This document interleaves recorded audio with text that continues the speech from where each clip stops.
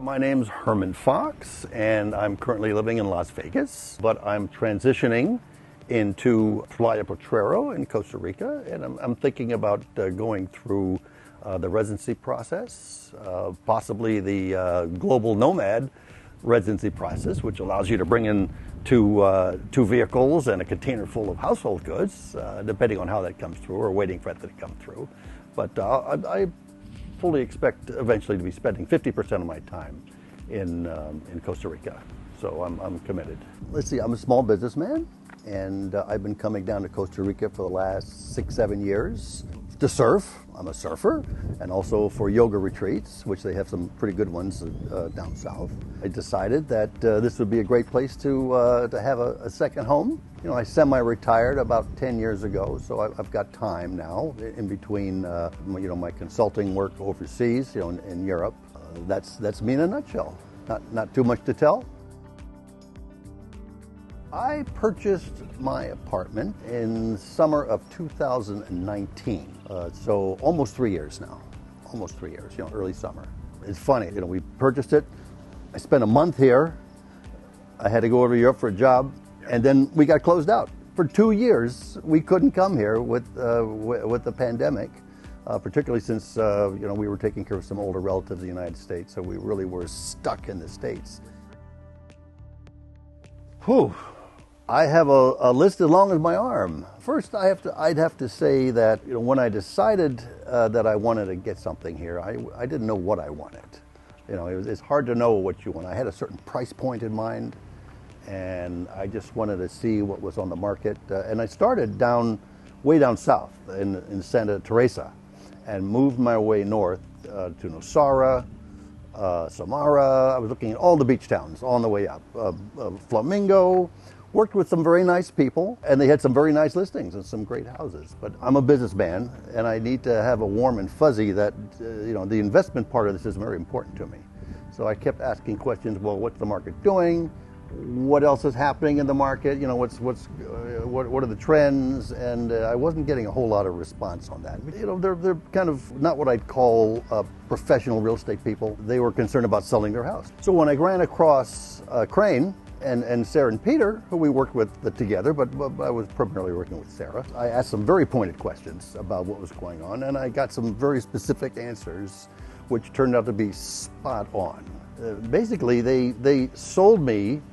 Well, we canvassed the entire area. We looked at a lot of different listings, general listings all over on the mountains, looking down on the ocean, up in Flamingo, in nice, big skyscraper kind of buildings. Then we walked into this property here, and it was considerably more than what I wanted to pay. But the minute I walked into it, I said, okay, this is it. First thing, it was not on the market. So that was very important too. I mean, they have a knowledge of this market, and I think it's because they've been here so long. They have the 4 offices. And I've been to most of their offices except for the one up north, but Tamarindo office, Flamingo office, the big office here. I really think they have the pulse, their finger on the pulse of Guanacaste. If you want to buy here, they know what's going on. And Sarah convinced me that as an investment, with the new marina that's coming in, I just got a very comfortable feeling that this would be a fine investment, particularly waterfront. I mean, if you're buying waterfront, I don't know why you'd want to go with anyone else, and it turned out to be absolutely the case. In the almost 3 years I've had it, the thing has increased in value almost 50%, which is extraordinary. I mean, I was not expecting that, although they said 20% a year. 30% plus by the time this marina opens. It's still not open yet. I'm interested to see what's going to happen. The sales part of it, they had to convince me that this was a sound investment, and because I trusted their acumen and their professionalism, I was able to make that jump, because it's hard to write a big check on a waterfront property, particularly when you're thinking, well, I only want to spend a couple $100,000 in an apartment, and so that was the one part. So I buy the place, stay here a month, very happy, and then I'm closed out for 2 years. I couldn't come back. And that brings up the second part. With Krain's, is, in my opinion, is kind of unique in that they don't just sell you a house. I mean, they provide the services afterward to manage the home. and the organization is very deep.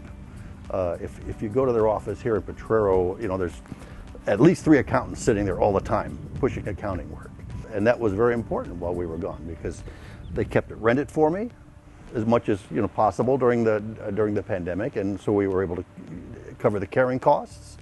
They kept it maintained, security, all the things that you worry about. I was worried that I'd be gone for months at a time. I didn't know I'd be gone for 2 years. And when we came back, when things needed replacing, they replaced it. It just worked very well. I was very happy with how that worked out.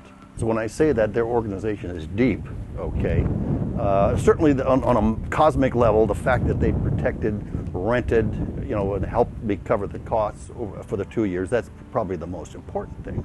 When we first got back less than a year ago, or about a year ago, we had an accident.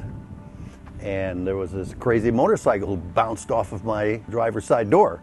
Okay, I mean, that's the worst possible thing you can imagine happening in a foreign country. My Spanish is terrible, or next to none. Once we got the ambulance and the police on the way, my third call immediately was to Krain. They sent a person out, a very, very knowledgeable person, our main contact guy, and he spent the night with us basically, waiting the 45 minutes till the ambulance got there, translating for us, walking us through. He talked to the family, all that. Turns out the guy was fine. His motorcycle was a little dented. My car took some real damage, okay, that was a different story, but that was a big plus, that kind of service, because otherwise you're just on your own as far as stuff like that, and just having the translation services was important, but also having a guy there to hold your hand, that was good. Let's see, another example. I've got a very fancy powered surfboard here, which I had to get to Costa Rica, and there were some real problems because it's a giant battery that you get. They arranged for freight forwarding services. I used their good offices. We went through Miami, shipped to Tamarindo. Peter himself delivered it to my door. I mean, that kind of service really is really appreciated. The fact that you have that, and also, I mean, air conditioners break down. Things need painting. Every time we leave, we come up with a list. I just hand it to our contact guy at Krain's, and when we come back, it's done. Without having to deal with that kind of thing myself. I mean, I just don't have the capacity to deal with local trades. And that part I mentioned about the accounting department. I mean, there's a lot of, quite a bit of complexity about living in a foreign country. You got to pay VAT, value-added taxes on your rental. There are quarterly statements you have to file, annual tax statements. All of that was handled. It's all handled by Krain's. All my utilities, my cable, all that. I don't do anything. I just come in, live the good life, and once a month I'll look at a statement. If I'm not in the plus because I'm living here instead of renting, I might write a check or have some money transferred over. But basically, it's no muss and no fuss, and that's such a comforting thing to have. When you're going back and forth, the States and Europe and all that.